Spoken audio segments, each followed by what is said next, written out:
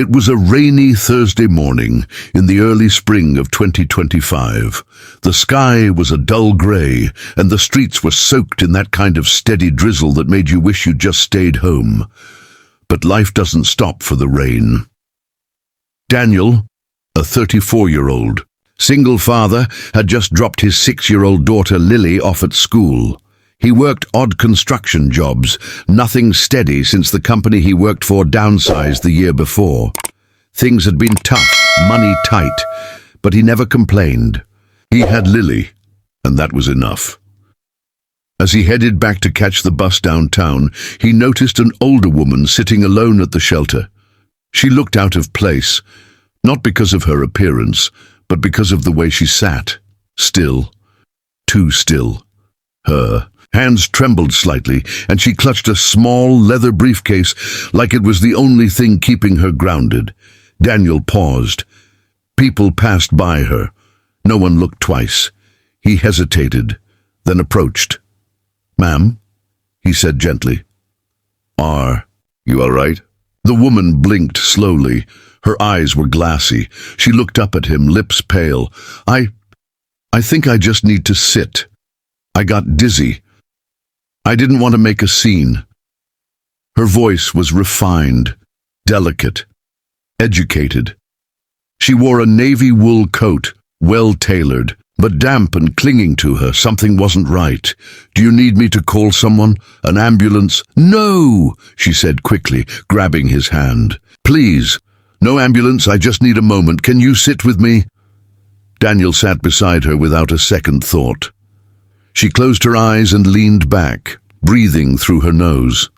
A few silent moments passed before she spoke again.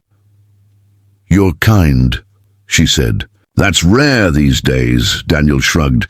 "Just seems like the right thing to do." "You're a father," she said, not asking but stating. "I can tell.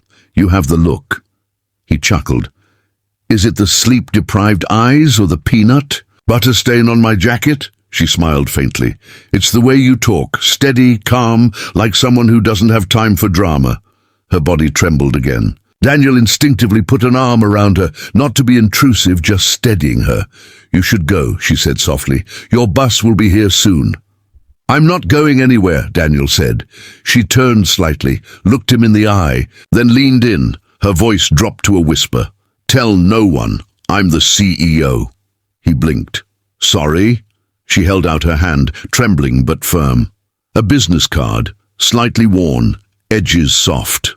On it, Elaine W. Granger, CEO, Systex Corporation. Daniel recognized the name. Systex was one of the largest tech conglomerates in the country. News had been swirling lately, rumors of a shake-up, a disappearance of the CEO. Some claimed she was retiring or had been forced out. "I left a meeting and felt it happening," she said.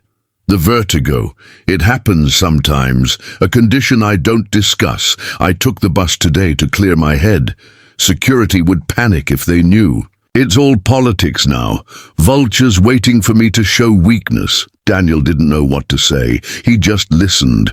"I've worked for 30 years, she continued.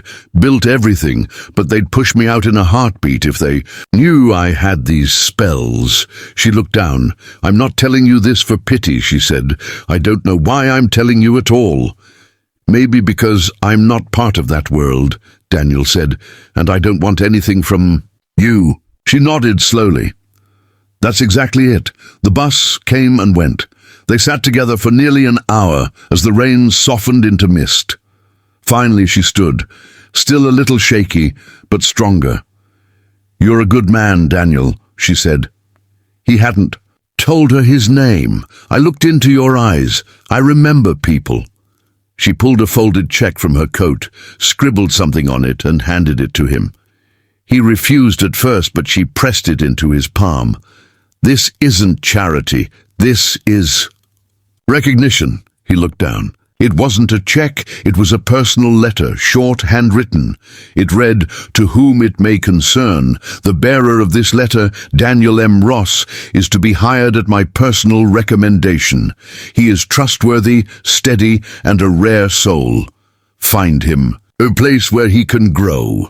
It was signed, dated, sealed with her initials in wax. She smiled. Take that to the downtown office. Ask for Lydia Monroe. Then she walked away. No limo, no driver, just a woman with a secret and a purpose. A week later, Daniel walked into Systex.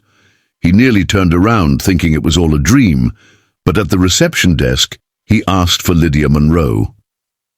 Lydia read the letter. Her eyes widened. She stood, smiled, and simply said, "We've been expecting you." Today, Daniel works in project logistics at Systex. It's not glamorous, but it's stable, fulfilling. His daughter has a better school. He has health insurance, a future. He never saw Elaine again, but sometimes when the spring rain falls just right, he remembers her, the powerful woman who whispered her truth at a bus stop and changed his life forever. He kept her secret, and she gave him back his dignity.